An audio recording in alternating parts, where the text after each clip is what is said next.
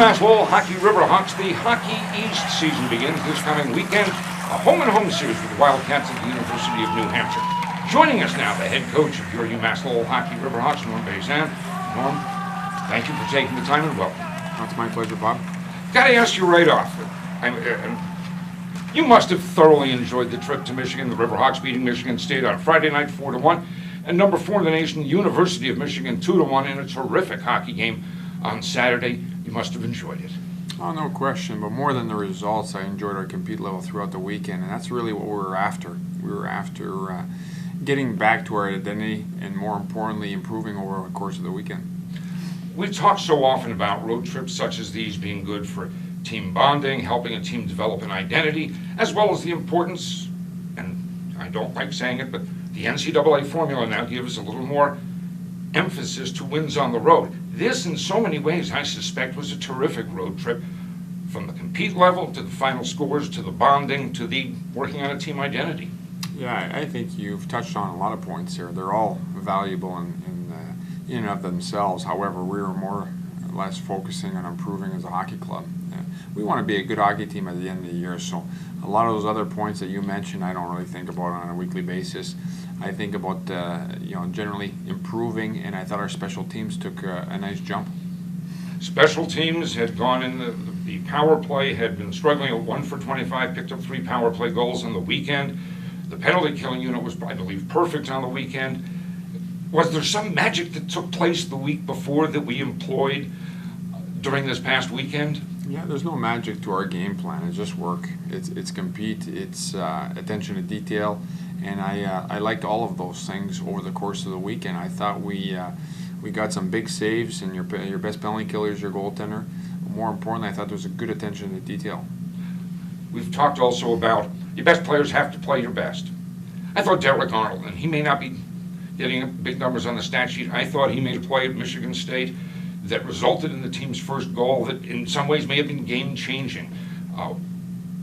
Stepping in to take the puck out of the face-off circle, carry it the length of the ice, and eventually Joe Gambardella got his first goal. I used Derek Arnold as an example, but I thought Scott Wilson played well, Zach Kamras played well, and Joe Pendenza, and so on. And of course, the goaltending was terrific. Looks like your big players are playing their best. Yeah, well, they had a good weekend. I think you brought up 2 good examples initially in Arnold and Willie. Wilson makes a seam pass on that power play marker when Chappie ends up scoring the game winner to make it 2-1. And he doesn't get an assist on the play, but it's clearly a great play and a crucial time. So from that standpoint, I think you brought up 2 very good examples. You don't need to get points to be playing good hockey. And for us, if we're not concerned about who gets the goals, but more importantly that we come out on top, we're going to do very well. Well, you said we made a number of improvements that showed this past weekend. I know coaches like teaching moments. I don't know if the weekend gave you teaching moments, but if it did, what are the points of emphasis this week in practice as we get ready for New Hampshire?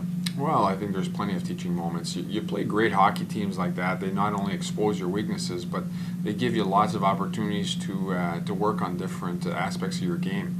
In this week, we're going to be concentrating on transition and puck movement. I think we can continue to pass and receive effectively, and we can keep getting better at a transition. So those are 2 areas that we want to focus on. You mentioned transition and puck movement. I thought transition both nights was terrific, going from defense to offense in a snap of a finger, if you will. The other thing we've talked about, and I've asked you at times, define Lowell hockey, and you talk about puck pursuit.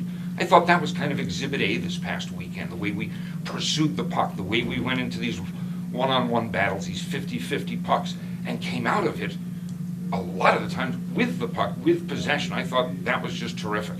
Yeah, the hunger and the urgency was there for sure. I think from a standpoint of transition, it's going to keep getting better. Good teams push you to be very good in several areas, and I thought our angling was good and our transition was decent here both nights. And you don't win hockey games unless you have those 2 pieces to your puzzle, and hopefully we keep improving in that area. Friday night at the Songa Center, Saturday at the University of New Hampshire. Same opponent both nights. Does one expect different games because the buildings are different? Well, you expect different parts to the game. The Olympic ice sheet throws a few new challenges, with the different areas and the more room on the ice. No, I think they're going to be a similar style team as they were last year. They're great in transition. They're very fast. They're very skilled up front and big on the back end. And we expect two great hockey games. So it's going to be a monumental challenge for our team to come back from last weekend and play again a great opponent. Is there a particular key? Well, obviously the first game is the next game, so that's the most important game. Is there a key to that first game, that Friday night? Energy.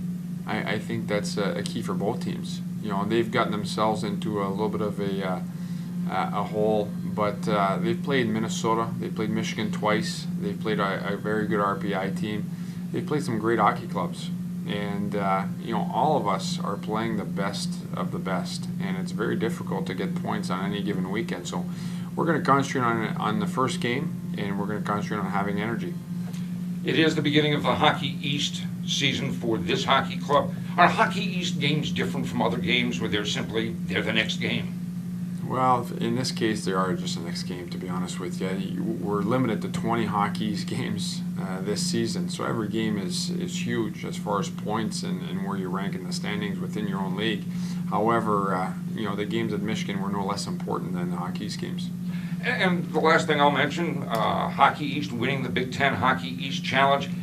It is important, I would imagine, for this league to, if possible, have the best non-conference record come the end of the year when at-large bids are determined. Yeah, no, I think in the end it plays an important role. For right now, I can't say I was concentrating on it. However, it's always a feather in the cap in terms of Hockey East having a great record against other leagues. And I'm glad to see that you know, we've got the edge for now against the Big Ten opponents. And I said that was the last question. I just should note it would be nice to be in front of the home crowd after three in a row on the road. No question. I think it's going to be great to come back to our fans. We're looking for a great student section come Friday, and we're very excited about being home. Friday night, UMass Lowell against the University of New Hampshire at the Songus Center, 7:15 start. Saturday, 7 o'clock up at the Whittemore Center. It's a short drive. Maybe we can paint that building blue as well. Anyway, that said, Norm, always a pleasure. Let's go get them this weekend. Thank you. Thank you, Bob.